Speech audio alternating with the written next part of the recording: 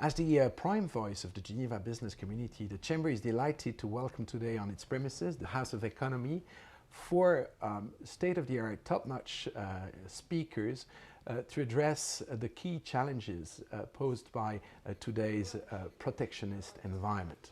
After our first conferences on both Brexit and the Trump election, we are delighted to offer to our members the unique opportunity to assess, together with real specialists, what would be the effects of these protectionist trends, and in particular to assess what are not only the threats but also the opportunities offered by free trade agreement.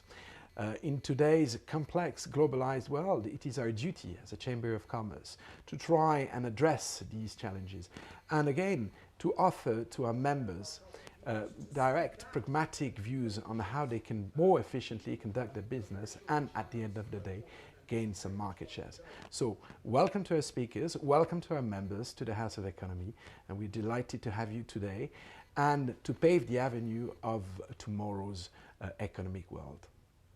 I mean, normally throughout history, whenever things go wrong, the first thing we turn on is trade. Why? Because trade, you shift costs to foreign players. And maybe that's one way, that's maybe the connecting thread between Trump, Brexit, and so on. But Trump, quite frankly, so far we know nothing, just talk. We have to wait and see before, when he passes to action. Brexit, I think, is serious stuff. But again, Brexit, it depends on what kind of Brexit we talk about. We have to wait and see again.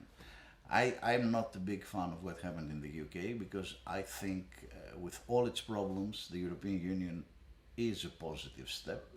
We shouldn't forget that we had 2 world wars in Europe, and now a war seems unthinkable, and that's largely thanks to the European Union. Maybe we underestimated the disconnect between what's happening in Brussels and how people perceive what's happening in Brussels. To me, this is the lesson I take from Brexit. It's not just trade. We see a surge in these measures around the globe. These measures are very often driven by political agendas, and they are often driven by huge misunderstanding about economic theory and how international trade works.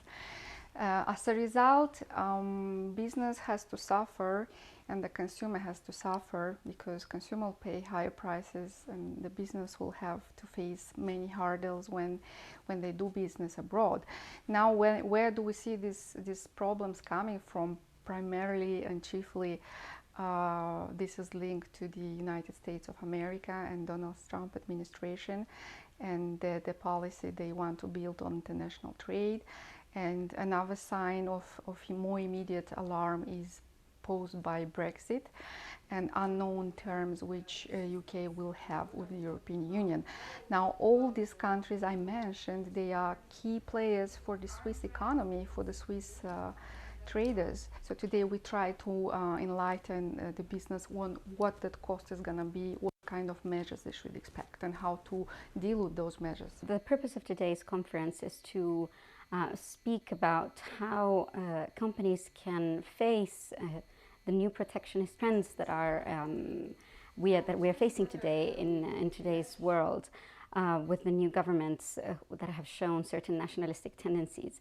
So from my context, I look at that from the investment perspective, the protections that are afforded to foreign investors in different states.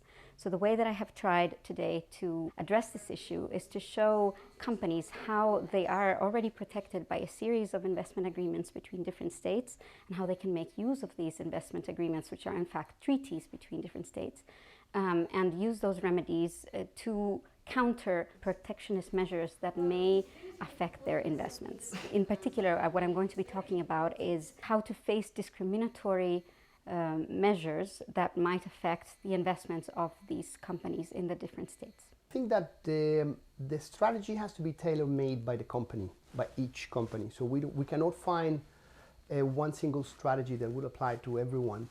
Each company will be in its own particular situation. There are many new measures on protectionism. For example, we have Brexit, and companies are affected differently. So we get a decrease of market access. So if a company is caught in that one, it will require a specific strategy.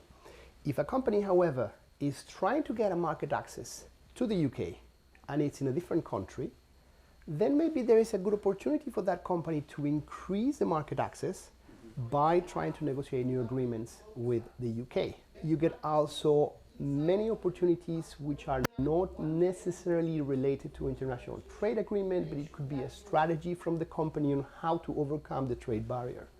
So that's why each situation would have to be assessed separately.